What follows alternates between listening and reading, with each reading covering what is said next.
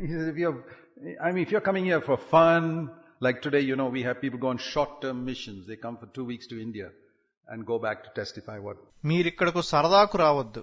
ఈ రోజుల్లో మనం ఏం చూస్తామంటే కొందరు భారతదేశానికి వచ్చి 2-3 వారాలుండి మిషనరీలం అనుకుని తిరిగి వెళ్లి దాని గురించి సాక్ష్యం ఇస్తూ ఉంటారు. These people, can you compare them with C.T. Studd? ఇటువంటి వారిని మీరు C.T. స్టడ్ తో పోల్చగలరా?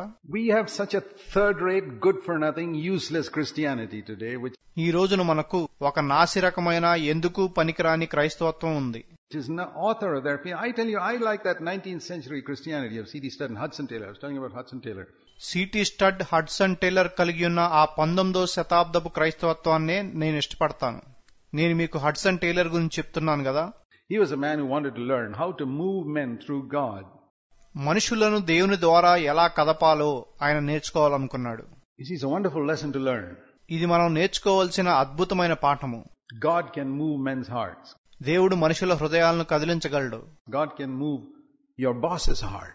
దేవుడు మీ బాస్ హృదయాన్ని కదిలించగలడు. The king's heart is in the hand of the Lord. He can turn it wherever he wills, whoever he is. రాజు హృదయము దేవుని చేతుల్లో ఉంది. ఆయన దాన్ని తనకిష్టమైన రీతిలో తిప్పగలడు, అతడు ఎవరైనప్పటికీ. Okay, so Hudson Taylor worked for somebody. Hudson Taylor ఒక అతని క్రింద పనిచేశాడు. And that man would pay him at the end of the week. They were paid at the end of the week those days in England. అతడు వారాంతంలో జీతం ఇచ్చేవాడు. ఆ రోజుల్లో ఇంగ్లాండ్ దేశంలో వారాంతాల్లో జీతాలు ఇచ్చేవాళ్లు. And he said, listen, I've got a very poor memory, Hudson Taylor. అతను ఏమన్నాడంటే, హడ్సన్ టేలర్, నా జ్ఞాపక శక్తి కొంచెం తక్కువ. If I forget to pay you on Friday at the end of the week, please remind me. శుక్రవారం నాడు నీకు జీతం ఇవ్వటం నేను మర్చిపోతే దయచేసి నాకు గుర్తు చెయ్యి. Because I may walk off and not pay you. ఎందుకంటే నీకివ్వకుండా నేను వెళ్లిపోతానేమో. So Hudson Taylor decided this is a great opportunity to trust God to remind him. Hudson Taylor ఏమనుకున్నాడంటే దేవుడే అతనికి గుర్తు చేసేలాగా చేయటానికి ఇదొక మంచి అవకాశం అనుకున్నాడు. Especially if he's got a poor memory. I'll really know whether there's a God in heaven or not. ప్రత్యేకంగా అతనికి జ్ఞాపక శక్తి తక్కువ ఉంటే పరలోకంలో దేవుడున్నాడో లేదో నేను నిజంగా తెలుసుకోగలను. And he would trust God, and every week he got his pay. And one day, one Friday or whenever the week finished, his boss walked off without paying him. ప్రతివారం జీతం పొందటానికి అతడు దేవుణ్ణి నమ్మేవాడు. ఒకరోజు ఏమైందంటే శుక్రవారం నాడు తన బాస్ వెళ్లిపోయాడు. And Hudson Taylor didn't have any money. Hudson Taylor యొద్ద డబ్బే లేదు. He said, what to do? Lord, you're in control. ఏం చేయాలి అనుకున్నాడు. ప్రభువా, అంతా నీ అదుపులోనే ఉంది. And he was about to close up the office and his boss had gone off. తన ఆఫీసుకు తాళం వేయాలనుకున్నాడు. తన యజమానుడు వెళ్లిపోయాడు. About to close up the office, he finds his boss coming back. Office మూసేస్తూ ఉండగా తన యజమానుడు తిరిగి రావటం చూశాడు. And his boss said, I forgot something here, I just want to pick it up. నేను ఇక్కడేదో మర్చిపోయాను, దాని కొరకే వచ్చాను అని తన యజమానుడు చెప్పాడు. So he went in. Still no talk about paying Hudson Taylor. Hudson Taylor జీతం విషయం ఇంకా మాట్లాడనే లేదు. He picked up that thing and as he was going out, he said, oh, by the way, did I pay you this week? అతడు తనకు కావాల్సిన దాన్ని తీసుకుని బయటికి వెళ్తూ ఉండగా, నేను ఈ వారం నీకు జీతం ఇచ్చానా అని అడిగాడు. Hudson Taylor says, no, he didn't. లేదు అని హడ్సన్ టేలర్ అన్నాడు. Oh, you should have reminded me. Anyway, here it is. అయ్యో, నాకు గుర్తు చేసి ఉండాల్సింది. సరే తీసుకో అన్నాడు. Can you imagine how that strengthened Hudson Taylor's faith? Hudson Taylor విశ్వాసాన్ని అది ఎలా బలపరిచిందో మీరు ఊహించుకోగలరా? When he went to China and decided to follow the same policy in supporting not only himself but a lot of missionaries. ఆయన China దేశం వెళ్ళినప్పుడు తన విషయంలోనే కాకుండా ఇతర మిషనరీల విషయంలో కూడా అదే పద్ధతి పాటించాలనుకున్నాడు. I remember another time where I heard in China, now it was in China years later. అనేక సంవత్సరాల తర్వాత చైనాలో ఏం జరిగిందంటే there was some urgent need for money for the mission work. మిషన్ పని కొరకు కొంత డబ్బు అత్యవసరంగా కావాల్సి వచ్చింది. And he prayed to God, Lord, we need this money within a few days. I don't remember the exact details, but this is how it was. వివరాలన్నీ ఖచ్చితంగా నాకు గుర్తులేవు, కానీ ఆయన ప్రభువుకి ఇలా ప్రార్థించాడు, ప్రభువా, కొద్ది రోజుల్లో మాకు ఈ డబ్బు కావాలి. I need it by tomorrow or next week. నాకు వచ్చే వారం లోపల ఈ డబ్బు కావాలి. And within the next 2-3 days, a check comes from England. తర్వాత 2-3 రోజుల్లో ఒక చెక్కు ఇంగ్లాండ్ నుంచి వచ్చింది. For that exact amount. ఖచ్చితంగా అదే మొత్తానికి. But remember, it took about 3 months by ship to come, this check. కానీ ఈ చెక్కు ఓడలో రావడానికి 3 నెలలు పట్టుండేదని గుర్తుంచుకోండి. So when was the check posted? Which arrived 3 days after Hudson Taylor prayed. Hudson Taylor ప్రార్థించినాక 3 దినాలకు వచ్చిన ఆ చెక్కు ఎప్పుడు పోస్టులో వేయబడింది? Have you read a verse in Isaiah 65 verse 24 which says, యెషయా 65:24లో ఈ వచనాన్ని మీరు చదివారా? before they call, I will answer. వారు వేడుకొనక ముందు నేను ఉత్తరం ఇచ్చేదను. Here's an example of that. దానికి ఇదొక ఉదాహరణ. It's amazing. These men, they had a faith అద్భుతమైన విషయం. ఈ వ్యక్తులకు ఒక విశ్వాసం ఉంది, which was something that resulted in something for the kingdom of God. ఆ విశ్వాసము దేవుని రాజ్యం కొరకు ప్రతిఫలాన్ని తెచ్చింది. George Muller, you should read the biographies of these men. George Muller వంటి వారి జీవిత చరిత్రలు మీరు చదవాలి. I tell you, that'll challenge you much more to the real faith. అది నిజమైన విశ్వాసానికి మిమ్మల్ని సవాలు చేస్తుందని మీతో చెప్తాను. For the supernatural, that there is a God in heaven.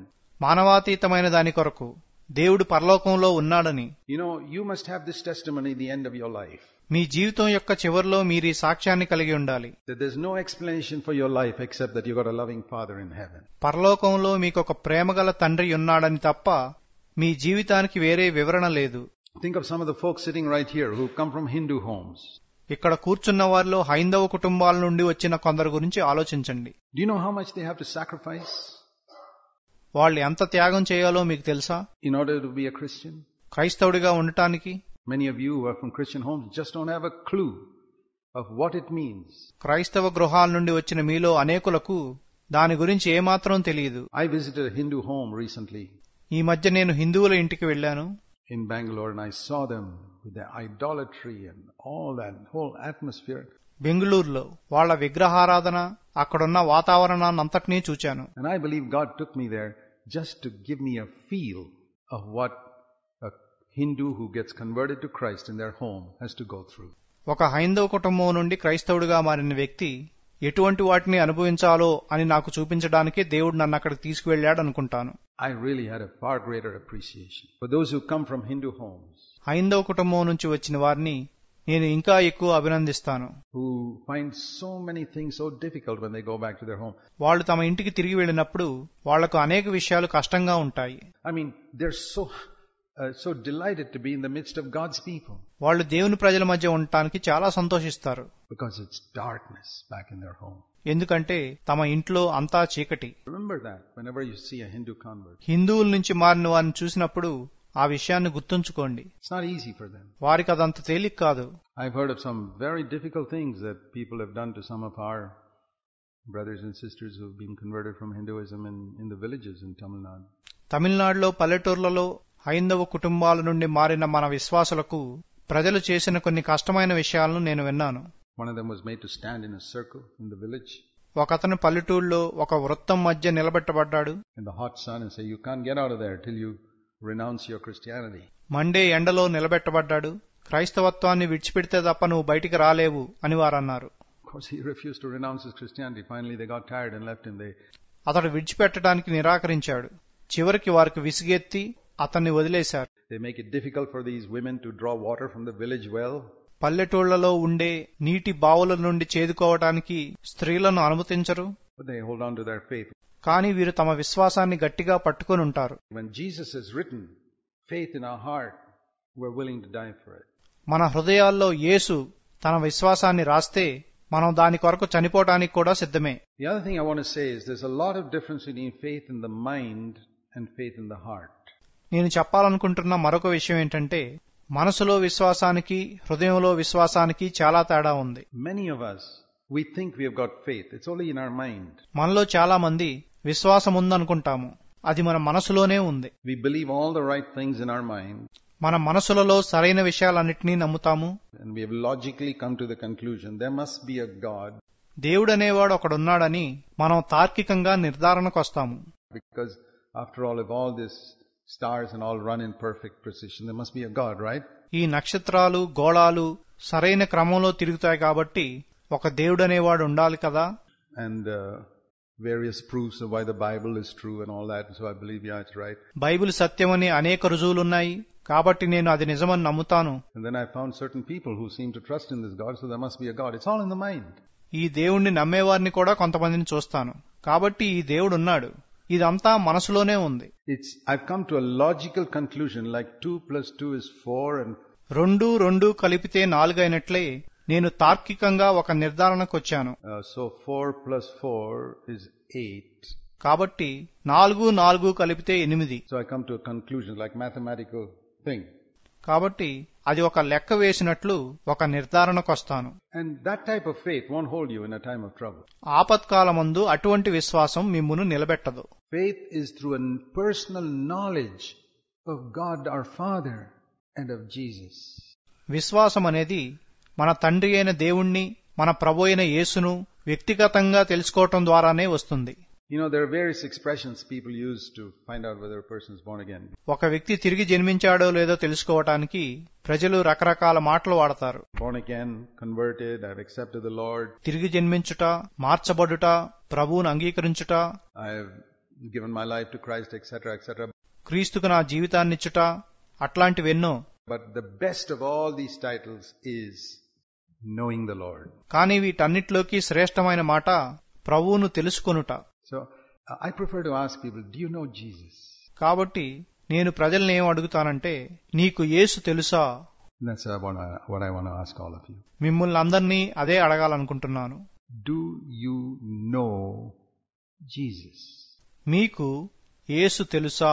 If I were to ask you, do you know Dr. Manmohan Singh, Prime Minister of India? భారతదేశ ప్రధానమంత్రి అయిన మన్మోహన్ సింగ్ గారు మీకు తెలుసా అని నేను అడిగితే, Do you know about him? మీకు ఆయన గురించి తెలుసు. Do you know him? మీకు ఆయన తెలుసా? You probably can rattle off a lot of facts about him. ఆయన గురించి మీరు అనేక వాస్తవాలు చెప్పగలరేమో. Do you know him personally? మీకు వ్యక్తిగతంగా ఆయన తెలుసా? That you can pick up a phone and call him and he'll answer you immediately? మీరు ఆయనకు ఫోన్ చేస్తే ఆయన వెంటనే స్పందిస్తాడా? No. లేదు. There's a lot of difference between knowing about Jesus. యేసు గురించి తెలుసుకోవడానికి, యేసును తెలుసుకోవడానికి చాలా తేడా ఉంది. And you can come first prize in the Bible quiz competition about the Gospels. సువార్తల్లో క్విజ్ పోటీ పెడితే మీరు ఫస్ట్ రావచ్చు. You may not know Jesus. కానీ మీకు యేసు తెలియకపోవచ్చు. Make it your passion in life to know Jesus. యేసును తెలుసుకోవడం మీ జీవితం యొక్క వాంఛగా చేసుకోండి. This is eternal life, to know God. దేవుణ్ణి తెలుసుకోవడమే నిత్య జీవము. Your faith must result in knowing Jesus. మీ విశ్వాసము యేసును తెలుసుకోవడానికి దారి తీయాలి. You can understand 10,000 principles of how to live the Christian life. క్రైస్తవ జీవితాన్ని ఎలా జీవించాలో మీరు 10,000 సూత్రాలు తెలుసుకోగలరు. You won't be able to live it. మీరు దాన్ని జీవించలేరు. But if you know Jesus, కానీ మీరు యేసును తెలుసుకుంటే, and you've opened your heart to the Holy Spirit, పరిశుద్ధాత్మకు మీ హృదయాన్ని తెరిస్తే, you really ask God to fill you with the Holy Spirit. పరిశుద్ధాత్మతో నింపమని మీరు దేవుణ్ణి నిజంగా అడిగితే, the Holy Spirit will prompt you to do the right thing, even though you didn't study those 100 principles of the Christian life. మీరు క్రైస్తవ జీవితం యొక్క 100 సూత్రాలు చదవకపోయినా సరైన పని చేయటానికి పరిశుద్ధాత్ముడు మిమ్మల్ని ప్రేరేపిస్తాడు. That's the best way to live. జీవించడానికి అదే శ్రేష్టమైన మార్గము. But Jesus is the author of your faith. మీ విశ్వాసానికి కర్త యేసే. In the heart. హృదయములో విశ్వాసము. Like love. ఇది కూడా ప్రేమ వంటిదే. You can know about love in the mind and know about love in the heart. And I tell you, there's a world of difference between the two. ప్రేమ అంటే ఏమిటో మీరు మనసులో తెలుసుకోవచ్చు, లేక హృదయంలో తెలుసుకోవచ్చు. ఈ రెంటికి చాలా గొప్ప తేడా ఉంది. The person who can write a poem on love is completely different from another fellow who's fallen in love with somebody. ప్రేమ మీద పద్యాలు రాసే వ్యక్తికి, ప్రేమలో పడిన వ్యక్తికి మధ్య చాలా తేడా ఉంది. He can't write any poem. ఇతడు పద్యాలు రాయలేకపోవచ్చు. He knows the real thing. కానీ ప్రేమ అంటే ఏంటో అతనికి తెలుసు. So it's not a question of how much you can express it, but కాబట్టి మీరు దాన్ని వ్యక్తపరచగలరా అన్నది ప్రశ్న కాదు. do you know Jesus in your heart? మీకు యేసు మీ హృదయంలో తెలుసా? And I believe that if you have faith in your heart, you will experience certain supernatural things in your life. మీ హృదయంలో విశ్వాసం ఉంటే మీ జీవితంలో కొన్ని మానవాతీతమైన వాటిని అనుభవిస్తారని నేను నమ్ముతాను. It may not be physical healing, but something for which there's no human explanation. అది శారీరక స్వస్థత కాకపోవచ్చు, అది మనుషులు వివరించలేని ఏదైనా కావచ్చు. And God did something there for which there was no way of doing it. దాన్ని చేయటానికి వేరే ఏ మార్గం లేదు, కానీ దేవుడు దాన్ని చేశాడు. Unless God intervened there, it wouldn't have happened. దేవుడు కల్పించుకోకపోతే అది జరుగుండేది కాదు. And you don't think of it just as an opportunity to give a testimony about it to somebody. అది కేవలం సాక్ష్యం ఇవ్వడానికి ఒక అవకాశమని మీరు అనుకోరు. But it got to help you to know God better. దేవుణ్ణి ఇంకా బాగా తెలుసుకోవడానికి మీకు సహాయపడిందని మీరు చెప్తారు. We must all have a few experiences like that in our life.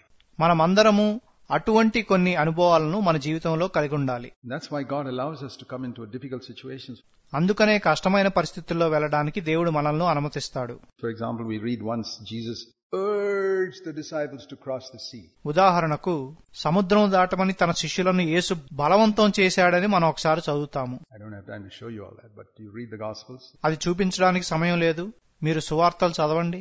After he fed the 5,000, he urged his disciples to go across the sea. ఆయన 5,000 మందికి ఆహారం పెట్టిన తర్వాత శిష్యులను సముద్రం దాటమని బలవంతం చేశాడు.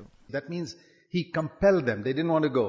అంటే వారికి వెళ్లాలని లేదు, కానీ ఆయన బలవంతం చేశాడు. And it says as soon as he went out to sea, they faced a storm. వాళ్ళు సముద్రంలోకి వెళ్లిన వెంటనే తుఫాను వచ్చిందని అక్కడ చెప్పబడింది. And he was not in the boat. ఆయన ఓడలో లేడు. Why would Jesus urge his disciples to go out to sea? తన శిష్యులను సముద్రం దాటమని యేసు ఎందుకు బలవంతం చేశాడు? Because he knew a storm is coming. ఎందుకంటే తుఫాను వస్తుందని ఆయనకు తెలుసు. And he wanted them to face a storm. వాళ్ళు తుఫాను ఎదుర్కోవాలనుకున్నాడు. Then he came walking on the water and stilled the storm. అప్పుడు ఆయన నీళ్ల మీద నడుచుకుంటూ వచ్చి ఆ తుఫాన్ను నిమ్మళపరిచాడు. Now, would you rather face a storm and have Jesus still the storm, or would you rather sit comfortably on the shore and never face a storm? Which do you want? మీరు తుఫాన్ను ఎదుర్కొని యేసు దాన్ని నెమ్మళపరచడం ఇష్టపడతారా, లేక సుఖంగా సముద్ర తీరంపై కూర్చుని తుఫాన్ను ఎదుర్కోకపోవడం ఇష్టపడతారా? దేన్ని ఇష్టపడతారు? You know, this is the message of the Gospels. మీకు తెలుసా, ఇదే సువార్తల సందేశము. There's no problem Jesus cannot solve. యేసు పరిష్కరించలేని సమస్య లేదు. There is no problem Jesus cannot solve. యేసు పరిష్కరించలేని సమస్య అంటూ లేదు. He may not solve it the way you think it should be solved. మీరు పరిష్కరింపబడాలనుకునే రీతిగా ఆయన పరిష్కరించకపోవచ్చు. But we must have the spirit of a conqueror. కానీ జయించు అనే ఆత్మ మనలో ఉండాలి. I told you the other day, you are programmed to be a conqueror. మీరు జయించువారిగా ఉండటానికి చేయబడ్డారని నేను మీతో చెప్పాను. When God made man, he said, let them rule. దేవుడు నరుని చేసినప్పుడు వాళ్ళు ఏలుదురుగాక అని చెప్పాను. You have been programmed to be a conqueror. మీరు జయించువారిగా ఉండుటకు చేయబడ్డారు. To use modern language. ఆధునిక భాషను ఉపయోగిస్తే Being a conqueror is in your DNA. జయించువారిగా ఉండుట మీ జన్యువులలో ఉంది. It's in your DNA to be a conqueror if you're a Christian. మీరు క్రైస్తవులైతే జయించేవారిగా ఉండుట మీ జన్యువులలో ఉంది. Not if you're not a Christian. మీరు క్రైస్తవులు కాకపోతే కాదు. Because when we receive Christ into our heart, you know, there's a song we sing, a life of overcoming, a life of ceaseless praise.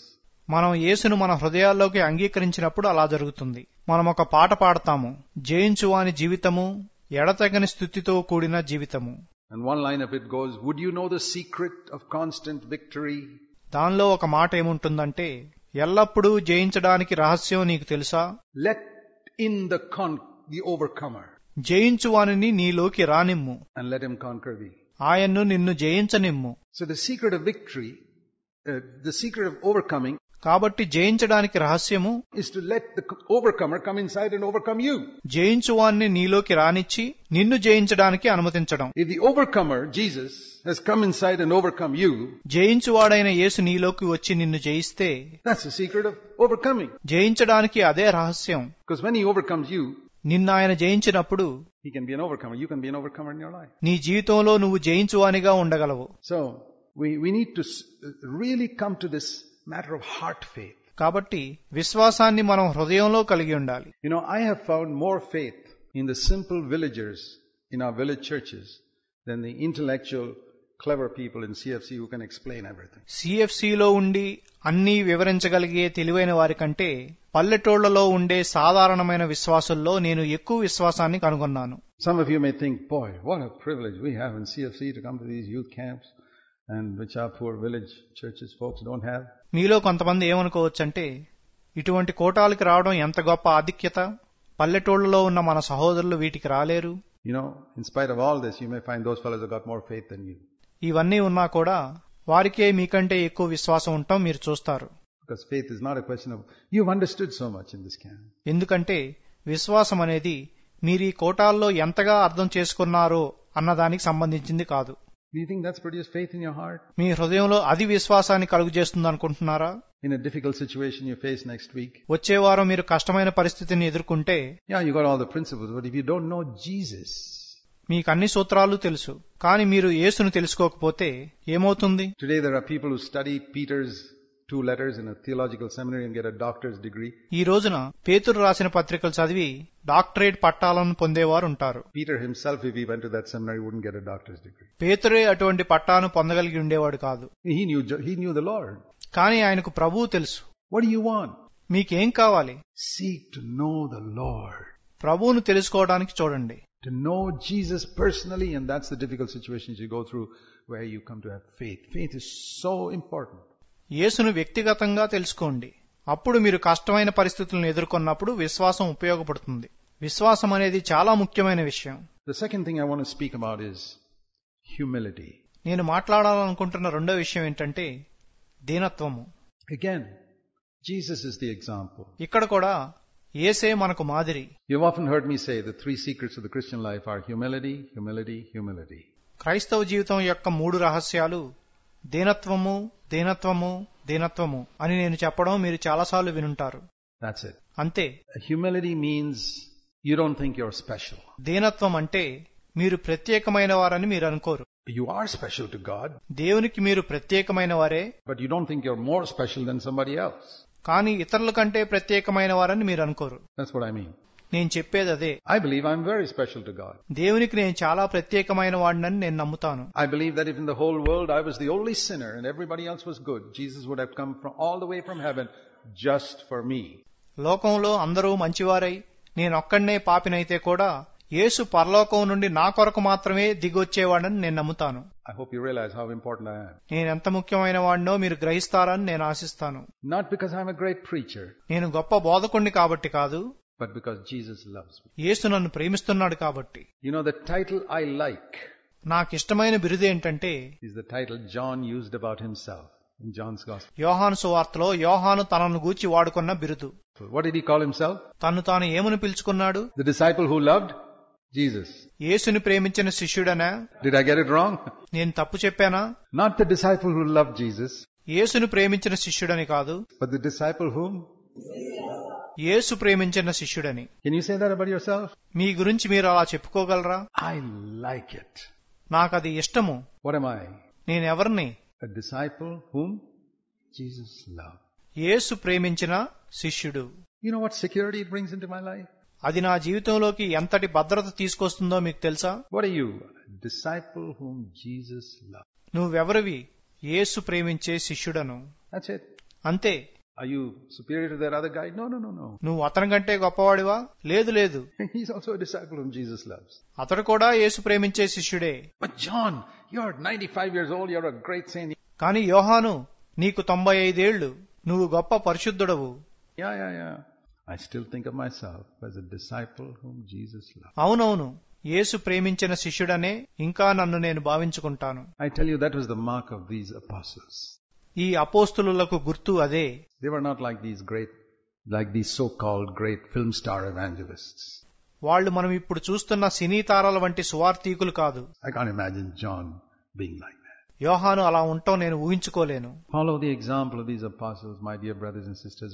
ప్రియమైన సహోదరి సహోదరులారా, ఈ అపోస్తలుల మాదిరి మీరు అనుసరించండి. We have a third-rate, good-for-nothing, useless, counterfeit version of Christianity going around the world today. ఈ రోజున లోకంలో మనకొక పనికిరాని నాచి రకమైన క్రైస్తవత్వం ఉంది. God has called us to go back to the faith of the apostles. అపోస్తలుల విశ్వాసానికి మనం తిరిగి వెళ్లాలని దేవుడు మనల్ని పిలిచాడు. Humility. దీనత్వము. See, I think humility is a thing of the heart. దీనత్వం అనేది హృదయానికి సంబంధించిన విషయం అని నేను అనుకుంటాను. It's something before God. దాన్ని దేవుని ఎదుట కలిగి ఉండాలి. It's not something I have to show before men. నేను దాన్ని మనుషుల ఎదుట చూపించనక్కర్లేదు. It's not by my coming and physically washing your feet and getting some honor. నేను వచ్చి మీ కాళ్లు కడిగి దాని వల్ల ఘనత పొందటం ద్వారా కాదు. You know, the Pope does that on Good Friday. మంచి శుక్రవారం నాడు పోపు అలా చేస్తాడు. Gets 12 people who have washed and perfumed their feet to come in. తమ కాళ్లు కడుక్కొని వాటికి అత్తరు పూసుకుని 12 మంది వస్తారు. Then he comes with a bucket of water and washes it. What is this? ఆయన ఒక బకెట్ నీళ్లతో వచ్చి వాళ్ళ కాళ్లు కడుగుతాడు. ఇదంతా ఏంటి? That's not what Jesus did. యేసు చేసింది అది కాదు. When Jesus washed Peter's feet, his feet were stinking. యేసు పేతురు కాళ్లు కడిగినప్పుడు పేతురు కాళ్లు కంపు కొడుతున్నాయి. He hadn't washed and perfumed it. It wasn't a ritual. పేతురు కాళ్ళు కడుక్కొని రాలేదు, అదొక ఆచారం కాదు. So when we do dirty jobs, like I always said in CFC, the equivalent of washing the feet is cleaning the toilets. నేనేం చెప్పారంటే సిఎఫ్సిలో కాళ్ళు కడగడం అంటే మరుగుదొడ్లను శుభ్రపరచడం. Some dirty job. ఏదైనా తక్కువ పని. That's washing the feet today. ఈ రోజున కాళ్ళు కడగడం అంటే అదే. So Jesus, you see, humility is a thing of the heart. దీనత్వం అనేది హృదయానికి సంబంధించిన విషయం. Where I don't consider myself superior to you. నేను నీకంటే గొప్పవాడిని అనుకోను. And it's an attitude. అదొక వైఖరి. And when you talk to a person, మీరొక వ్యక్తితో మాట్లాడినప్పుడు you can find out pretty quickly whether he thinks he's superior to you or not. అతడు మీకంటే గొప్పవాడినని అనుకుంటున్నాడో లేదో మీరు వెంటనే కనిపెట్టవచ్చు. It's very easy among young people to find out when they're sitting talking together, somebody who thinks they know everything. యవనస్తులు కూర్చుని మాట్లాడుకుంటున్నప్పుడు నాకంతా తెలుసు అనుకునే వాళ్లను కనిపెట్టడం చాలా సులువు. They're superior to everybody, they're smarter than everybody. వాళ్ళందరికంటే గొప్పవాళ్లు, వాళ్ళందరికంటే తెలివైన వాళ్ళు. That's not the person getting the maximum grace in that group. No. ఆ గుంపులో అత్యధిక కృపను పొందేది ఆ వ్యక్తి కాదు. See, I believe that we must, it looks like two contradictory things, but they are true. ఇవి రెండు విరుద్ధమైన విషయాలుగా కనిపించవచ్చు గాని అవి రెండూ సత్యమే. I believe I'm very valuable in God's eyes. నేను దేవుని దృష్టిలో ఎంతో విలువైన వాడినని నమ్ముతాను.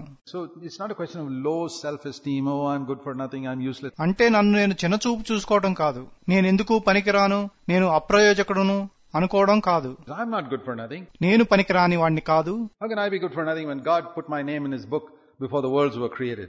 లోకాన్ని సృష్టించక మునిపే నా పేరు దేవుడు తన గ్రంథంలో రాసినప్పుడు నేనెలా పనికిరాని వాడిని అవుతాను? Before the worlds were created, my name was in God's book. How can I be useless? లోకాన్ని సృష్టించక ముందే నా పేరు దేవుని గ్రంథంలో ఉంది, నేనెందుకు పనికిరాని వాడిని అవుతాను? And if your name was there, I don't have any low self-esteem about myself at all. I believe I'm a very important person in God's eyes. నా గురించి నాకు తక్కువ చూపు లేనే లేదు. దేవుని దృష్టిలో నేను ఎంతో ప్రాముఖ్యమైన వాడినని నమ్ముతాను.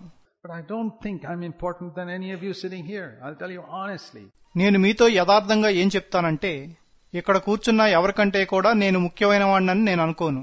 I don't believe that I'm more important than any of you sitting here. ఇక్కడ కూర్చున్న మీ అందరికంటే నేను ముఖ్యమైన వాడిని కాదు. But I'm very important in God's eyes. That's the balance that you must have. కానీ దేవుని దృష్టిలో నేను ఎంతో ముఖ్యమైన వాడిని. మీకుండవలసిన సమతుల్యత అదే.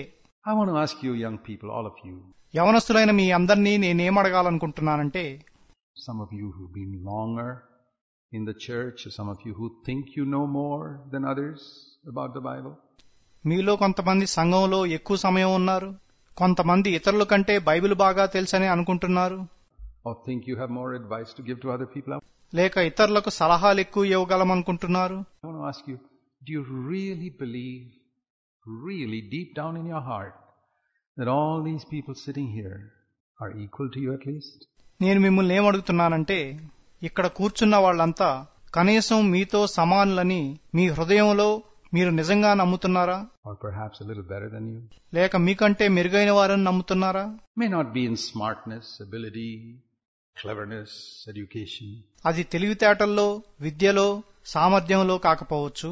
But perhaps in God's eyes, they are better. కానీ బహుశా దేవుని దృష్టిలో వాళ్ళు మెరుగైన వారు కావచ్చు. It's good to esteem the others as more important than yourself. It's a mark of humility. ఇతరులను మీకంటే ముఖ్యమైన వారిగా ఎంచడం మంచిది. అది దీనత్వానికి ఒక గుర్తు. Esteem the others as more important. ఇతరులను ముఖ్యమైన వారిగా ఎంచండి. Don't think of yourself. మీ గురించి గొప్పగా ఎంచుకోవద్దు. And associate with lowly people. తక్కువ స్థితిలో ఉన్న వారితో సాంగత్యం చేయుడి. I'll tell you one mark of a humble person. దీనుడైన ఒక వ్యక్తి యొక్క గుర్తు నేను మీతో చెప్తాను. I'll tell you something absolutely honestly. పూర్తి యథార్థతతో మీకు ఒక విషయం చెప్తాను. When I sit with those poor, uneducated villagers on the floor in our Tamil Nadu churches. Tamil Nadu పల్లెటూళ్లలో మనకున్న సంఘాలలో నేనక్కడున్న విద్య లేని పేద విశ్వాసులతో నేల మీద కూర్చున్నప్పుడు I feel that they are just as valuable to God and to me as you brothers are.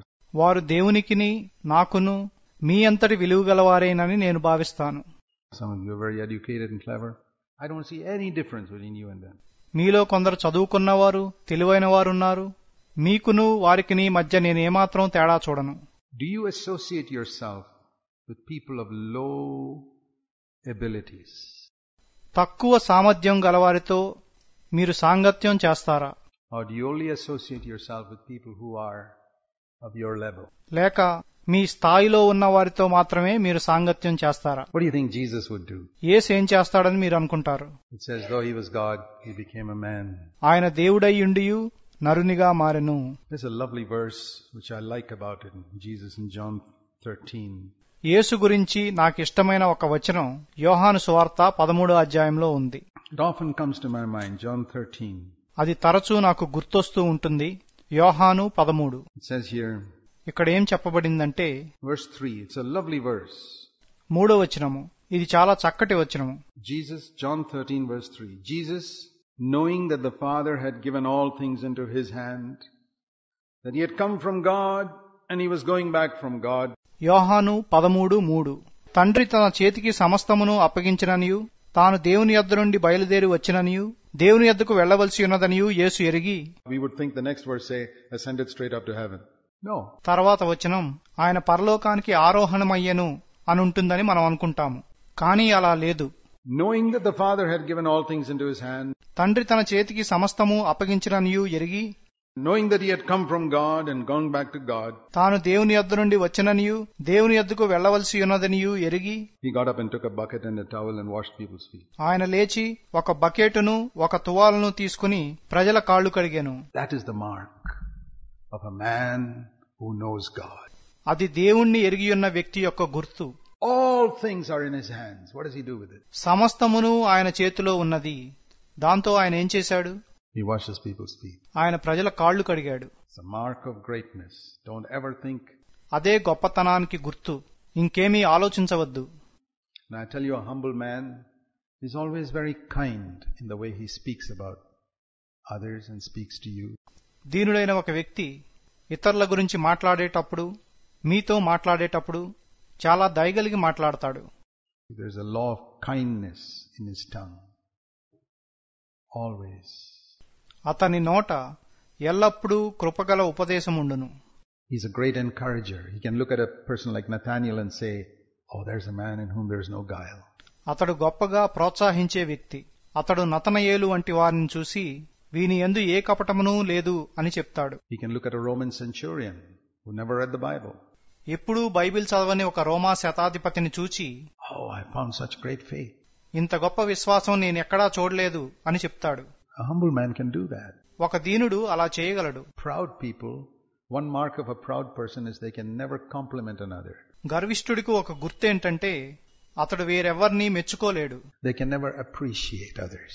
వాళ్ళెవ్వరినీ అభినందించలేరు. They are miserly with money. They are miserly with their appreciation of others.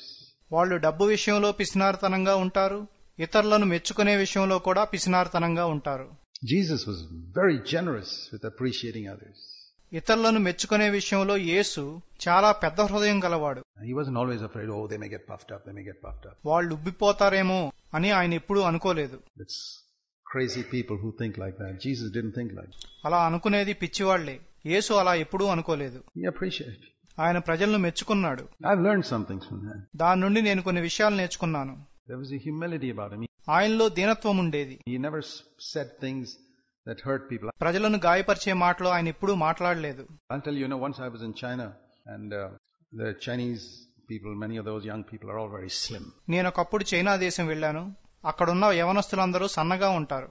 I think it's because they drink hot tea at the end of every meal. It's probably one of the reasons. దానికి కారణం వారు అన్నం తిన్నాక వేడివేడి tea తాగడం అయి ఉండొచ్చు.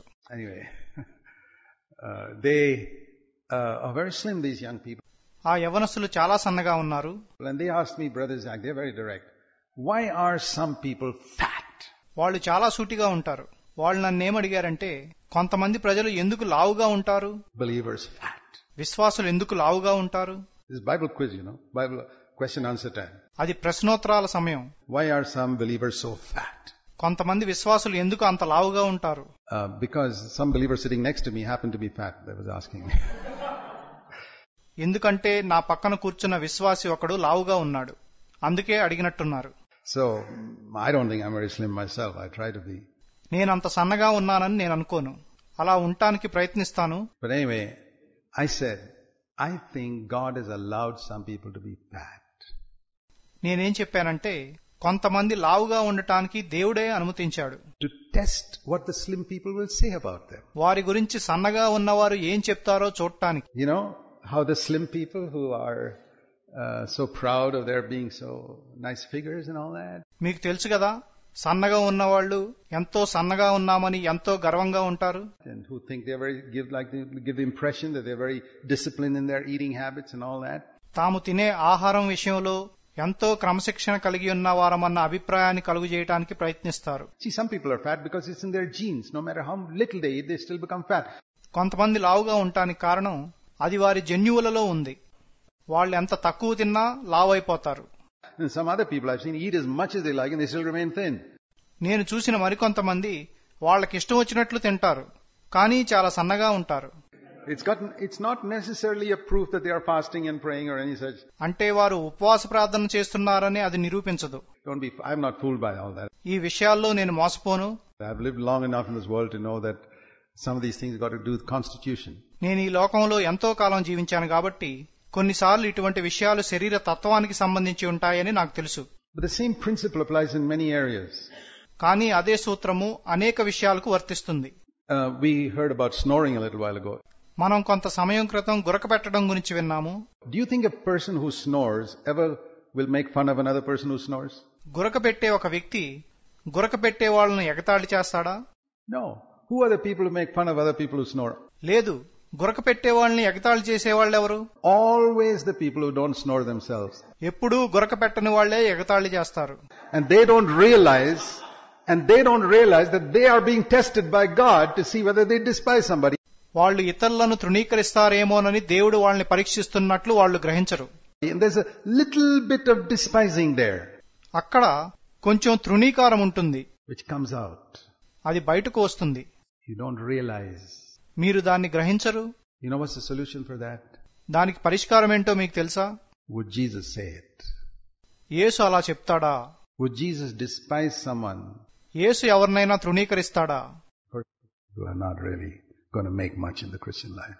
మీరు అలా ఉంటే క్రైస్తవ జీవితంలో ఎదగలేరు. They can have all the theory in their head. వాళ్ళ మనసులో సిద్ధాంతాలన్నీ ఉండొచ్చు. But they don't know the principle of sacrifice. వాళ్లకు త్యాగం యొక్క నియమం తెలియదు. And I've seen certain people from rich homes. ధనికులైన వారి ఇళ్లలో నుండి వచ్చిన వారిని నేను చూశాను. Who are much more disciplined in their spending. వాళ్ళు ఖర్చు చేసే విషయంలో చాలా క్రమశిక్షణ కలిగి ఉంటారు. The way you spend your money. మీరు మీ డబ్బును ఖర్చు చేసే విధానం lavishly on unnecessary things. వృధాగా అక్కర్లేని వాటిని కొంటూ is an indication of whether you've known Jesus or not. మీరు యేసును తెలుసుకున్నారో లేదో అనడానికి అదొక గుర్తు. I know as a young Christian. ఒక యవనస్తుడైన క్రైస్తవుడిగా I'm not here to tell you how you should spend your money. మీ డబ్బును మీరు ఎలా ఖర్చు పెట్టాలో చెప్పడానికి నేను ఇక్కడ లేను. I would only say study the earthly life of Jesus. యేసు యొక్క భూలోక జీవితాన్ని ధ్యానం చేయండి అని మాత్రమే మీతో చెప్తాను. See how he lived. ఆయన ఎలా జీవించాడో చూడండి. The people whose ministry I have been most blessed by are the people who had a principle of sacrifice in their life. నేను ఎక్కువగా దీవించబడిన వారు తమ జీవితాల్లో త్యాగం అనే సూత్రాన్ని కలిగి ఉన్నవారే. God runs this world on the principle of sacrifice. త్యాగం అనే నియమం పైన దేవుడు ఈ లోకాన్ని నడిపిస్తున్నాడు. He showed that on the cross of Calvary. దాన్ని కలువరి శిలువపై ఆయన చూపించాడు. If you haven't understood that principle, you will never grow in wisdom. మీరు ఆ నియమాన్ని అర్థం చేసుకోలేకపోతే మీరు జ్ఞానంలో ఎప్పుడూ ఎదగలేరు. When I was a young person, about 22 years old, God gave me a verse. నేను 22 ఏళ్ల యవనస్తుడిగా ఉన్నప్పుడు దేవుడు నాకు ఒక వచనాన్ని ఇచ్చాడు. I'll give it to you. 2 Samuel 24:24. Easy to remember. దాన్ని నేను మీకు ఇస్తాను. 2 సమూయేలు గ్రంథము 24:24. గుర్తుంచుకోవడం చాలా తేలిక. 24:24. 2 Samuel 24:24, where 2 సమూయేలు గ్రంథము 24 అధ్యాయము 24 వచనము. David says concerning a sacrifice he was going to make to God. తను దేవునికి అర్పించబోయే బలి గురించి దావీదు ఏం చెప్పాడంటే, I will never offer to God that which costs me nothing. వెల ఇచ్చి నేను తీసుకొనని దానిని దేవునికి బలిగా అర్పించను. That verse is stuck with me for years. ఆ వచనం సంవత్సరాల తరబడి నాతోనే ఉండిపోయింది. I will never offer to the Lord that which costs me nothing. వెల ఇచ్చి నేను తీసుకొనని దానిని దేవునికి ఎప్పుడూ అర్పించను. You know, if you really want to serve the Lord, I'll tell you. మీరు నిజముగా దేవుణ్ణి సేవించాలనుకుంటే నేనేం చెప్తానంటే, you must be willing for a life of sacrifice. త్యాగంతో కూడిన జీవితానికి మీరు సిద్ధపడి ఉండాలి. Let others enjoy themselves. ఇతరులను ఆనందంగా ఉండనివ్వండి. That's not the way for you and me. నీకు నాకు అది మార్గం కాదు. That doesn't mean that you can't have a higher education.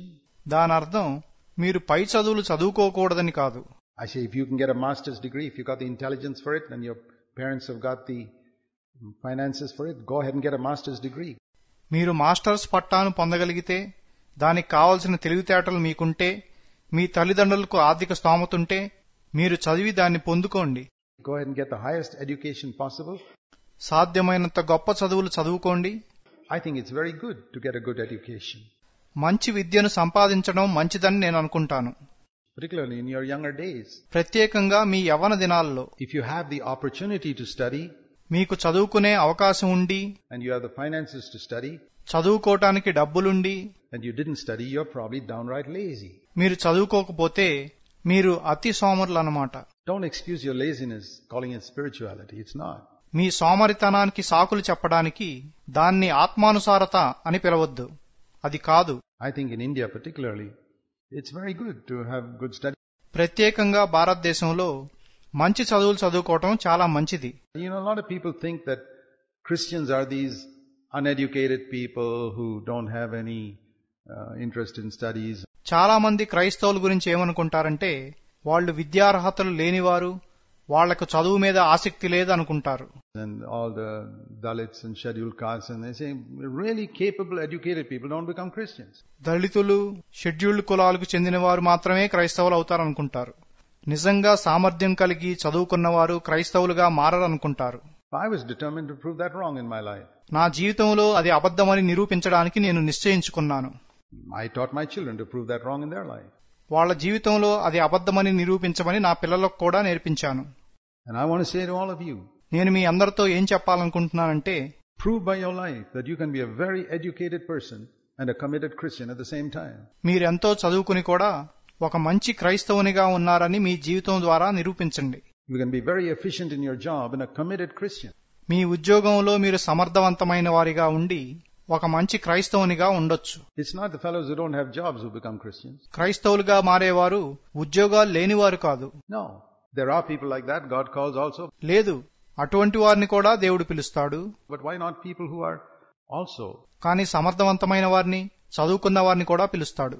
So when I say sacrifice, it doesn't mean that you can't get education or you can't play games or you can't have music. No. కాబట్టి త్యాగం అంటే మీరు చదువుకోకూడదని, ఆటలాడకూడదని, సంగీతం వినకూడదని కాదు. I think we can play a lot of games. మనం ఎన్నో ఆటలాడొచ్చని నేను అనుకుంటాను. I think if Jesus, a lot of people speak about visions, that Jesus saying that. అనేక మంది దర్శనాల గురించి మాట్లాడతారు. యేసు కనబడి అది ఇది చెప్పాడని. There was a little boy I heard in the United States who said, I had a vision of Jesus playing baseball with me. America దేశంలో ఒక బాలుడి గురించి నేను విన్నాను. నాతో యేసు బేస్బాల్ ఆడుతున్నట్లు నాకు దర్శనం వచ్చిందని ఆ బాలుడు చెప్పాడు. I said, I believe that vision more than these other fellows who see visions of Jesus telling them some prophetic thing and all that. యేసు నాకు కనబడి భవిష్యత్తు గురించి నాకేదో చెప్పాడు అని చెప్పేవారి కంటే ఆ బాలుడి దర్శనాన్నే నేను ఎక్కువ నమ్ముతాను. I believe in a Jesus who would play games with us. మనతో ఆటలు ఆడే యేసుని నేను నమ్ముతాను. He was down to earth. ఆయన సాధారణమైన వ్యక్తి. There's nothing wrong in music. సంగీతంలో తప్పేమీ లేదు. It's all a question of keeping everything under control. వాటిని అదుపులో పెట్టుకుంటున్నామా లేదా అన్నది ప్రశ్న. So sacrifice doesn't mean, don't get the wrong idea like the Hindu sannyasi gets about going out into the jungles or forsaking everything. And త్యాగం అంటే హిందూ సన్యాసులకున్నట్లు తప్పుడు అభిప్రాయాలను కలిగి ఉండొద్దు. అన్నిటినీ వదిలిపెట్టి అరణ్యంలోకో అడవిలోకో వెళ్లటం కాదు. I don't mean that. నా ఉద్దేశం అది కాదు. Jesus wasn't a sannyasi. యేసు ఒక సన్యాసి కాదు. Please remember that. ఆ విషయాన్ని గుర్తుంచుకోండి. He didn't wear saffron dress or any special dress. ఆయన కషాయ రంగు వస్త్రాలను గాని అటువంటి దుస్తులను గాని వేసుకోలేదు. He dressed just like everybody else. ఆయన అందరూ వేసుకునే దుస్తులే వేసుకునేవాడు. And lived a normal life. ఒక సాధారణమైన జీవితాన్ని జీవించాడు. But his life was a life of sacrifice. కానీ ఆయన జీవితం త్యాగంతో కూడిన జీవితం. He denied himself many things in order to help us. మనకు సహాయపడటానికి ఆయన అనేక వాటిని వద్దనుకున్నాడు. There's a lovely verse in John 17 which I've never forgotten. యోహాను 17లో ఒక చక్కటి వచనం ఉంది. దాన్ని నేను ఎప్పుడూ మర్చిపోను. If you want to be a blessing to other people, my dear young people, listen to this verse. ప్రియమైన యవనస్తులారా, మీరు ఇతరులకు దీవెనకరంగా ఉండాలనుకుంటే ఈ వచనం ఏం చెప్తుందో వినండి. John 17, it says here, for their sakes, verse 19, for their sakes I sanctify myself. యోహాను సువార్త 17:19 వచనంలో ఏం చెప్పబడిందంటే, వారి కొరకు నన్ను నేను ప్రతిష్ఠించుకొనుచున్నాను. I set myself apart from many things in this world for their sake. వారి కొరకు ఈ లోకంలో ఉన్న అనేకమైన వాటి నుండి నన్ను నేను దూరం చేసుకుంటున్నాను, that they also may be sanctified. వారును ప్రతిష్ఠింపబడినట్లు. That means Jesus denied himself many things that he could have done for our sake. అంటే యేసు మన కొరకు తాను చేయగలిగిన అనేక వాటిని చేయలేదు. And if you want to be useful to the Lord, I'll tell you this. మీరు దేవుని కొరకు ఉపయోగకరంగా ఉండాలంటే నేను మీతో ఏం చెప్తానంటే, If you are willing to deny yourself many things that you could have had, మీరు కలిగి ఉండగలిగిన అనేకమైన వాటికి మీరు దూరంగా ఉంటే, ఆ విధంగా మిమ్మల్ని మీరు ఉపేక్షించుకుంటే అది సాధ్యమవుతుంది. I remember a very godly brother I knew who used to say, నాకు తెలిసిన ఒక భక్తిపరుడైన సహోదరుడు ఏం చెప్పేవాడంటే, I deny myself many things so that I can have a little more to give to some poor people, some poor brothers. పేదలకు, పేదలైన సహోదరులకు ఇచ్చే నిమిత్తం నన్ను నేను చాలా విషయాల్లో ఉపేక్షించుకుంటాను. He was one of the godliest men I ever knew on this earth, but I'm not surprised. నాకు ఈ భూమి మీద తెలిసిన అతి భక్తిపరులైన వారిలో ఆయనొకడు. నేను ఆశ్చర్యపడను. He used to collect stamps, from envelopes and all that, and sell them. ఆయన ఉత్తరాల మీద వచ్చే స్టాంపులను పోగు చేసి వాటిని అమ్మేవాడు. And not use 1 cent of that for himself. He had enough to earn to care of himself. That was just to give to others. దానిలో ఒక్క పైసా కూడా తన అవసరాలకు ఉపయోగించుకునేవాడు కాదు. ఆయన అవసరాలకు సరిపడా ఆయన యొద్ద ఉంది కాబట్టి అది వేరే వారికి ఇవ్వడానికి మాత్రమే. There are people like that. అటువంటి ప్రజలున్నారని మీకు తెలుసా? Like the little boy I heard who in the United States who his dad said he'd give him a cycle on his 12th birthday. అమెరికాలో ఒక బాలుడి గురించి నేను విన్నాను. ఆ అబ్బాయి నాన్న తన 12వ పుట్టినరోజుకు సైకిల్ కొని పెడతానన్నాడు. And when the 12th birthday came along, he said, Dad, can you give me the money instead of the cycle? ఆ 12వ పుట్టినరోజు వచ్చినప్పుడు, నాన్న నాకు సైకిల్ కు బదులుగా డబ్బులు ఇస్తావా అని అడిగాడు. And he took that money and sent it to some Christian mission. ఆ డబ్బులు తీసుకుని దాన్ని ఒక క్రైస్తవ మిషనరీ సంస్థకు పంపించాడు. Boy, I have great hopes for that boy if he continues like that. What, he'll become a man of God one day. ఆ బాలుడి విషయంలో నాకు గొప్ప నిరీక్షణ ఉంది. అతడు అలాగే కొనసాగితే ఒకరోజు ఒక దైవజనుడైపోతాడు. I was down in Tamil Nadu some time ago. కొంతకాలం క్రితం నేను తమిళనాడు వెళ్లాను. There was a girl there who testified. It was a mission conference I was at. Young Tamil girl. నేను అక్కడ ఒక మిషన్ కాన్ఫరెన్స్ కు వెళ్లాను. అక్కడ ఒక యవనస్తురాలైన తమిళ అమ్మాయి ఉంది. ఆమె సాక్ష్యం ఇచ్చింది. And interestingly, from a despised CSI church. ఆసక్తికరమైన విషయం ఏంటంటే ఆమె తృణీకరించబడిన సిఎస్ఐ చర్చికి చెందింది. She testified that her mother she told her mother, Mom, instead of employing a maid, I'll do all the sweeping and everything doing in this house and give me the money that you pay the maid. ఆమె తన తల్లితో ఏం చెప్పిందంటే, అమ్మా, పని మనిషిని పెట్టుకునే బదులు ఆ పని మనిషి చేసే పనంతా నేనే చేస్తాను. ఊడుస్తాను, కడుగుతాను, ఉతుకుతాను. ఆ పని మనిషికి ఇచ్చే డబ్బులు నాకివ్వు. Mom said, okay, you do all the work that a maid's supposed to do. She did it. ఆ తల్లి సరే అంది. పని మనిషి చేసే పనంతా నువ్వే చెయ్యి. ఆమెలా చేసింది. And she was going to school and they did this all in her extra time. ఆమె స్కూలుకు వెళ్లేది. తన ఖాళీ సమయంలో ఈ పనంతా చేసేది. And she took all that money which she got from her mother and gave it for mission work in North India. ఆమె తన తల్లి యొద్ద నుండి పొందిన డబ్బునంతటినీ తీసుకుని ఉత్తర భారతదేశంలో మిషనరీ పనికి ఇచ్చింది. I say, does CFC really think they are better than these CSI people? CFCకి చెందిన వారు తాము CSIకి చెందిన వారి కంటే మెరుగైన వారని అనుకుంటున్నారా? You know how Jesus used to tell stories about the Samaritans whom Jews despised?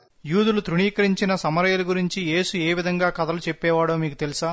And always the good person was a Samaritan, not a Jew, in Jesus' parables. యేసు చెప్పిన ఉపమానాల్లో మంచి వ్యక్తి ఎప్పుడూ యూదుడు కాదు, సమరయుడే. The publican whom the Jews despised, he was the good person in the parable. యేసు చెప్పిన ఉపమానంలో మంచివాడు యూదులు తృణీకరించిన సుంకరే.